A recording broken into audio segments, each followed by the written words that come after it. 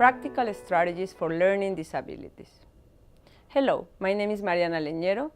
I'm a neuropsychologist and I have worked with children and teens with learning disabilities for more than 20 years, offering treatment and conducting psychoeducational assessments. Today, I will share with you 6 basic strategies that you can use at home to help your child with learning disabilities, behavior, and attention problems, especially those related to motivation. I would like to start clarifying that there is no magic pill to make all the problems disappear, or a family understanding enough able to control all the difficulties. Not even a school system perfectly planned and designed to deal with the problems a disability can cause. But there are strategies that you can use to face challenges you will find on your path. The first set of strategies I want to share is related to motivation. Lack of motivation is one of the most important difficulties people can deal with. Without motivation, there is no learning. We can force anyone to do what they don't want to do, but there are always ways to foster motivation. Here is the first strategy to promote motivation, and I call it, I know what you expect from me. What would you think if you start working in a place and your new boss tells you, I'm very happy you are working for me now. I really don't know what are you going to do, at what time you will start working, and when you will finish, or how much we will be paying you. But I really want you to like it and to do your best. My guess is you won't feel very happy and confident about this new job, and for sure you are not going to be motivated to start. Well, the point is to you to understand that your child feels the same when things are not clear. It is important to be explicit and set clear expectations with them.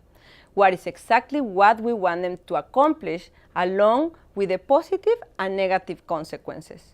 It doesn't matter if it's an academic or a daily life task. What is important is to be clear about what you are asking them to do. That way they will know what, for how long, why, and how long, and what is going to happen after. For example, you shouldn't say, I hope you do very well at school. Instead, you could say, this week I'm expecting you to copy all the homework for the Spanish class. If you copy and bring your homework for 5 consecutive days, we can set a goal such as 20 extra minutes to play with your friends. The next strategy related to motivation, as I previously said, is quality versus quantity. In the same way, I explained that it's necessary for kids to know what are expecting from them. It is also necessary for them to know that what they are doing has a beginning and an end they can accomplish. Long assignments promote distraction and no motivation. They seem to have no end, and because of this, there is no way them to know whether they are right or wrong. But instead, if we ask for less or enough from a task, it will be easier for the child and for us to see progress and the kind of mistake they are making. And maybe it's not the consequence, it's the knowledge, it's not the distraction. For example, instead of asking the child to complete 15 math problems, which he or she will probably finish quickly and without learning because they are too many, it would be better to split them in 15 in 5. So we can see if they are learning the concept. The following strategy is also related to motivation, but it also fosters attention and self-control.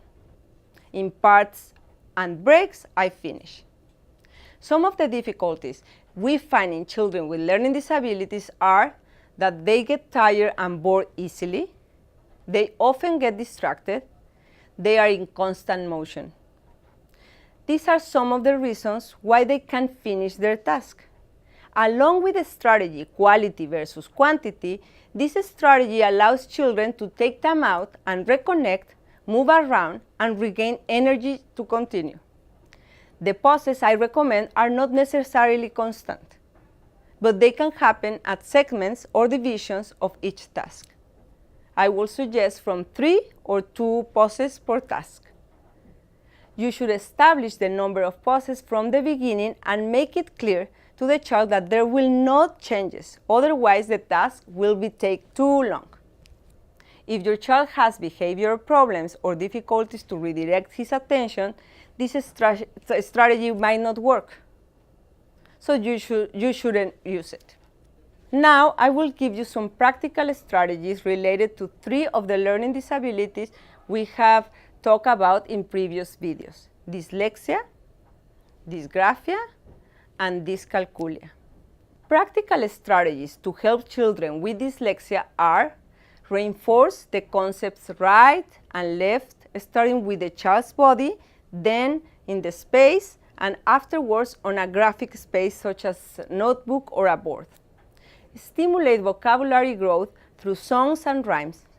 Help them to discriminate the different sounds. Also give instructions that contain sequences. Use crosswords, puzzles, and picture dominoes with letters and words to play with them. Read with them or to them, promoting the love for reading, even if they are not the ones who are reading. Leave them short notes in their lunchbox, on the pillow, or in their play area. Put stickers on objects to connect the written word to the object. Strategies for dysgraphia are cutting paper or cloth, coloring in the lines, throwing or catching a ball, working with dog, playing with seeds or different textures, making bracelets with beads or small objects, relaxation exercise. With dyscalculia, that is the problem to comprehending mathematical concepts, I recommend apply simple names to mathematical operations. Gather for adding, take for subtracting, a quick sum for multiplying, and a split for division. Suggest a visit to the mall to buy something for them so they can calculate the cost and if they have enough to pay or not.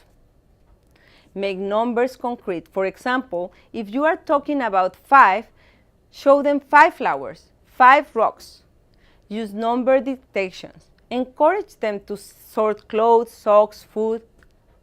To conclude, it is important to make clear strategies do not work the same for everyone. Therefore, you will have to adapt them along the way and as needed. I hope the tips I share with you in this video will help you in finding new ways to support your child. Thank you for your attention.